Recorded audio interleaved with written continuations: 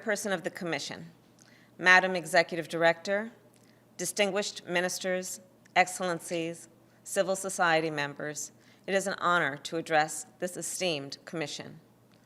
Since 1947, this commission has documented the realities women face, shaped global standards on women's rights, and stood for gender equality. That work is as urgent now as it was at the start.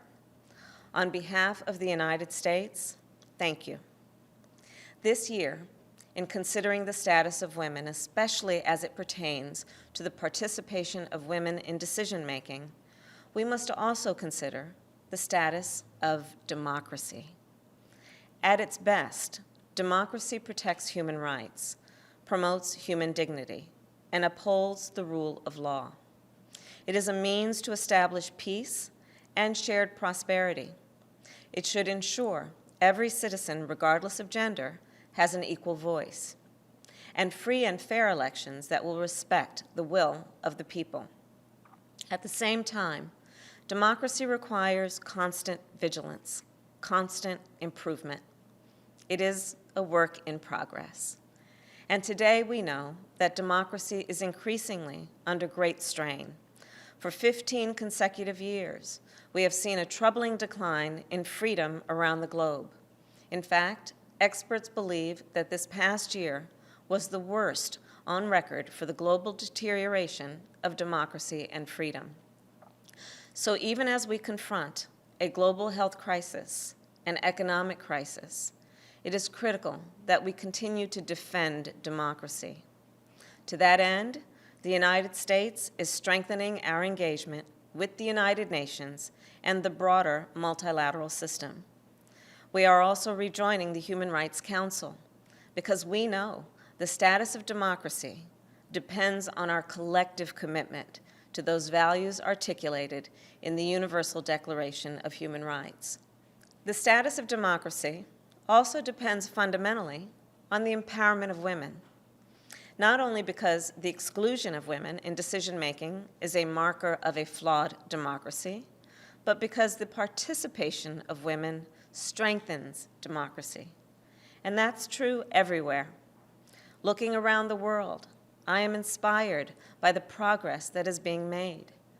And I am proud to report that while the United States still has work to do, we too are making progress, and that women strengthen our democracy every day. In every presidential election for the last 56 years in the United States, more women have voted than men. More women than ever before serve in the United States Congress. More women than ever are their family's breadwinner. And just last week, the President nominated 2 women to take the helm of 2 of our 11 combatant commands. Women in the United States lead our local, state, and national governments, make major decisions regarding our nation's security, and drive major growth in our economy. These are signs of progress. These are signs of strength.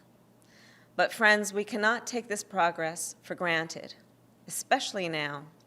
COVID-19 has threatened the economic security, the physical security, and the health of women everywhere. As women struggle to get the health care they need, the pandemic appears to be reversing the global gains we've made in the fight against HIV/AIDS, tuberculosis, malaria, malnutrition, and maternal and child mortality.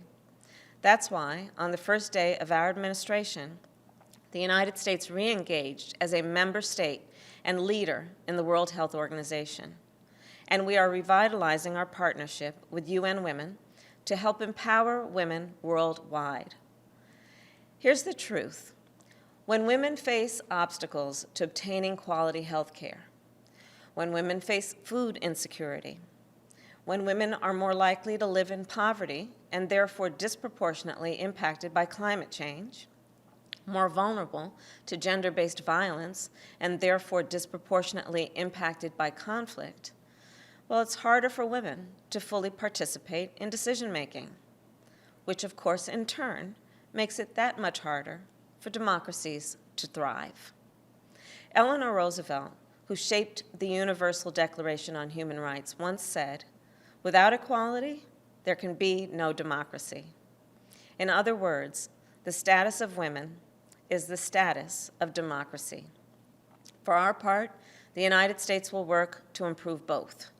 We are committed to upholding the democratic values embedded in the Declaration, and we firmly believe that when we work together globally, we can achieve the vision within it.